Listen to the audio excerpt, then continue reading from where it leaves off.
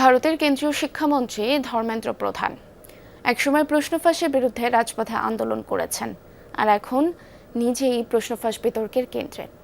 দেশজুড়ে শিক্ষার্থীদের বিক্ষোভ, বিরোধীদের পদত্যাগের দাবি এবং সরকারের উপর বাড়তে থাকা চাপ সব মিলিয়ে আলোচনার কেন্দ্রবিন্দুতে তিনি।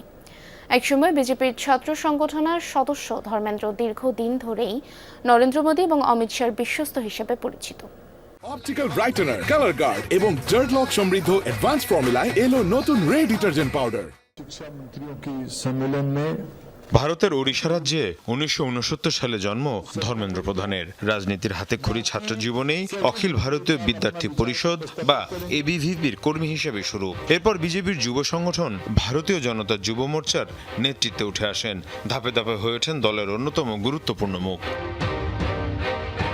ওড়িশার রাজনীতি পেরিয়ে জায়গা করে নেন জাতীয় পর্যায়ে। লোকসভা ও রাজ্যসভার সদস্য হিসেবে দায়িত্ব পালনের পাশাপাশি নরেন্দ্র মোদীর মন্ত্রিসভায় পান একের পর এক গুরুত্বপূর্ণ মন্ত্রণালয়ের দায়িত্ব।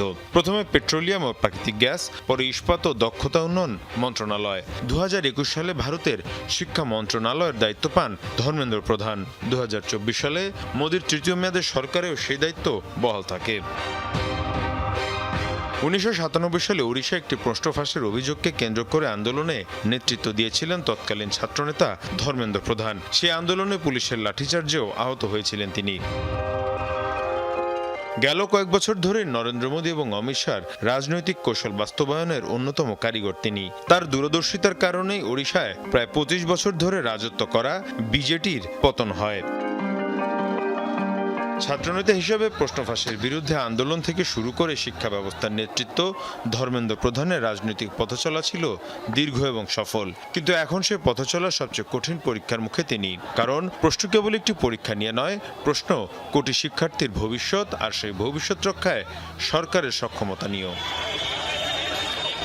মীর মুশফিকা হাসান, যমুনা নিউজ।